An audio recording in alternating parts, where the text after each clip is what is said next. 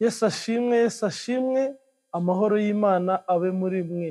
Uyu ni wa muyoboro wa YouTube Imana Imbere, umuyoboro tubagezaho ibiganiro, ubuhamya, amateka, amakuru bigamije kutumenyesha imigambi y'Imana n'ubushake bwayo mu buzima bwacu.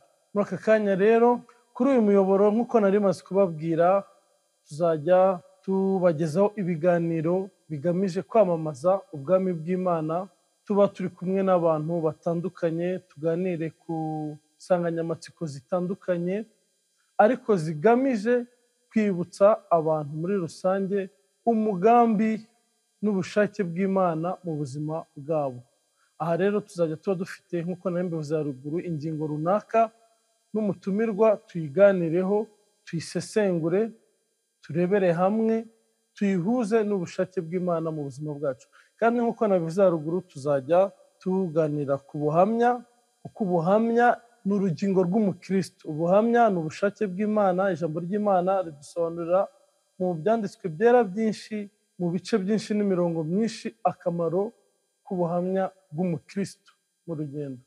Rero igice cy'ubuhamya tuzaba tukigarukaho cyane, dutumire umuntu adusangiza ubuhamya bwe, atubwire aho Imana yamukuye n'aho imugejeje, kuko ubuhamya habamo ahahise, hakabamo ubu n'ahazaza, ariko byose bigamije kwerekana imbaraga z'Imana mu guhindura amateka y'umuntu. Tuzajya tugaruka rero no ku makuru, aho tuzajya tuganira ku ngingo zitandukanye, amakuru atandukanye agezweho ariko afite aho ahuriye n'ibya gikristo, cyangwa se dusesengure amakuru asanzwe ariko mu ndorerwamo ya gikristo, turebe icyo Bibiliya iyavugaho. Nk'uko nabivuze nanone, tuzajya tugaruka ku mateka y'abakristo batubanjirije, ku mateka y'abakristo bariho ubu, tuyasesengure, tubabwire bimwe mu byo mutari muzi.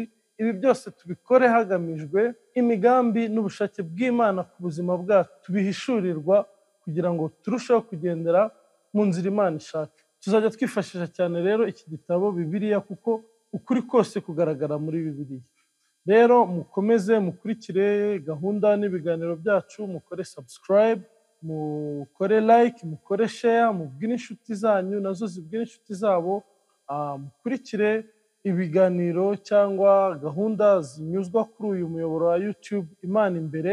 Tuziga byinshi, tuzasobanukirwa byinshi, tuzasesengura byinshi, kandi tuzanyurwa byinshi nk'uko dushobozwa byose na Kristo we uduha imbaraga. Rero nabashishikarizaga gukurikira ibiganiro nk'uko nari mbivuze tubagezaho, bashishikariza kurushaho kuza ku isoko y'amakuru y'impamo kandi acukumbuye ya gikristo. Umuyoboro ni wa wundi, ni Imana Imbere. Gahunda ni ya yindi, ni ukutabatenguha mu ngingo zijyanye n'ibya gikristo, mu biganiro tuzagarukaho, mu buhamya, mu mateka ndetse no mu makuru agiye atandukanye. Imana ibahe umugisha rero, kandi mukomeze kugira ibihe byiza.